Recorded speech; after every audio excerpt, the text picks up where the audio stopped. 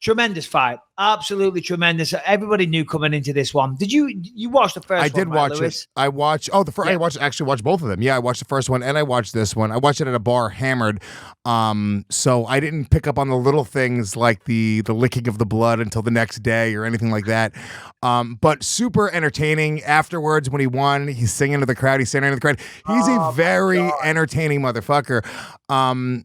Yeah, I got to give it to him. I mean, look, the reality is what the sport needs, because it is an individual sport, you do need personalities on top of people that are really great fighters. And I think that's another part of it. When you had the mystique of somebody like Mike Tyson or you sort of, it was just, he was such an enigmatic character and he was so much bigger than life that I think that that sort of lended a lot of, or it sort of put a lot of eyes on boxing. And I think maybe that was it as well. So it's not so much that the Klitschko's weren't so exciting in the ring, but I think that maybe there was a disconnect because they weren't really doing anything crazy. That was was that the final knockdown?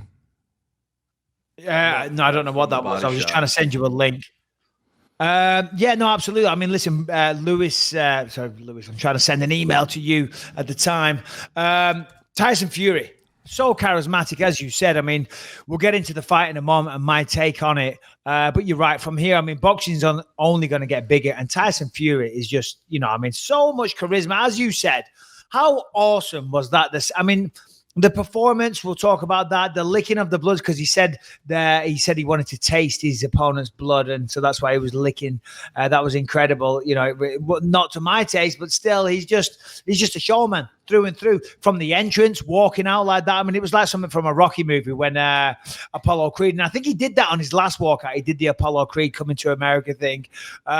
Just incredible. And then the singing on the microphone afterwards. I mean, how can you not like this guy? How can you not like this guy? And then on top of all that, the talk, the selling the fight, the performance, the walkout, the dancing in the locker room beforehand, and then to walk out there and to fight like that. Because that's what they want to see. If you can perform, if you can give some theatrics, if you can make people laugh at press conferences and on your way in, that's all well and good. But if you can't box, you're fucked. Well, he can box, and he put on the performance of his lifetime. He has never, ever looked better there. And Deontay Wilder, I spoke to somebody Saturday night after the fight, and of course the first fight was a draw. In the first fight, Tyson Fury pretty much outboxed him, but he got dropped twice. And that kind of settled the score and it made it a draw. Regardless of controversial, whether you agree or not, that's the fact. So coming into this rematch, it looked to me like Deontay Wilder had the more adjustments to make, right? Because Fury outboxed the first time. He's the taller guy. He's got the longer reach.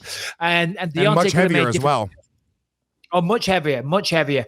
But in this fight, it looked to me, because Deontay Wilder has that crazy one-punch power. I saw some stats on Saturday night. I don't remember them. I don't know how accurate they are. The fastest punching heavyweight, the hardest punching heavyweight in boxing history and all the rest of it. And it just seems to me, anytime you see people with that kind of talent, we'll say God-given, even though I'm not a religious man. Anytime you see anybody with that kind of God-given talent, they rest on their laurels and they get fucking lazy because they know they've got that in their back pocket. Classic example, Vitor Belfort, crazy, powerful, fast hands. You know what I mean? But if it doesn't go his way, he starts to wilt and he's, he doesn't like the pressure. Tyson Fury got up to 370 pounds or something crazy like that. Had to work his ass off to come up, to get all the way back down, to get his ass back in shape, to get back into a position where he can fight. Then he goes out there, he has one fight, it's a draw, he has a couple of fights in between, and then you can see he works his ass off. You can see he's been training. Of course he's very tall and he's got a body and a frame that is suited to boxing. But there's a man that's working his ass off, and there's Deontay Wilder with the God-given power, and you could just see the difference there. Tyson Fury was just fucking incredible on Saturday night. Yeah, it was a really incredible performance. It was a 7th round TKO. The corner threw in the towel, which I think in boxing, I think it happens more in boxing, number one, but I think it's probably more necessary in boxing because these guys are taking such big shots. And, he wanted to go out on a shield. I guess he was upset. He talked about it in the post-fight speech. He was like, I wish they would have let me go out on my shield. I'm a warrior. But, I'm sure the smoke is cleared and he probably thanks his corner for, being there because he was getting really, really hit very hard. What do you think of the size difference? Sorry, good. Yeah, well, just talking about the corner stoppage there. Yeah, you do see it much more in boxing, and rightly so, because it is much more needed.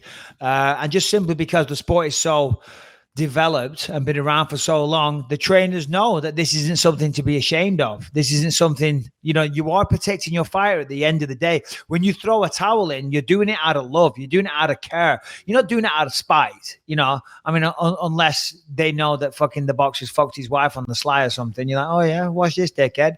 You smashed my wife, will you? Oh, look at that. Second round, you were winning as well. Threw the towel in. No, it's nothing like that. If he fucked my wife, I would do what Rocky did with Apollo. And the other trainer's like, throw in the damn towel. You're like, nope, let him fucking die. There you go. Fuck my wife, bitch. Enjoy that. Throw the damn towel. Yeah, exactly. Oh, God, the ball guy. No, you don't see enough in mixed martial arts. And we should have got Jason Prillo on here to talk about this. I think we had him on to talk about this before, but in MMA, it still seemed as something that is frowned upon. Something, I mean, there's been fights. I remember the one, I think it was Raquel Pennington and Amanda Nunes, if I'm not mistaken. She wanted to quit, and the corner begged her and pleaded with her for the fight to carry on.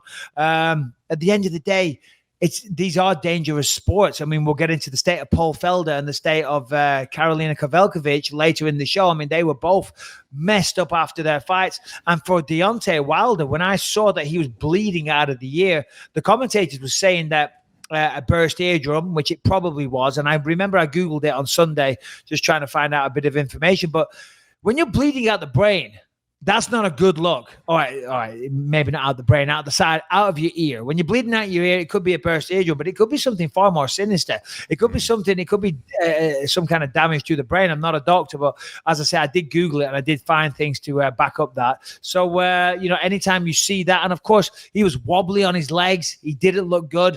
And Fury was hitting harder than ever, man. Fuck me. There were some big bombs. Put it on him right from the start, backed him up, didn't allow Deontay to control and dictate the pace of the fight.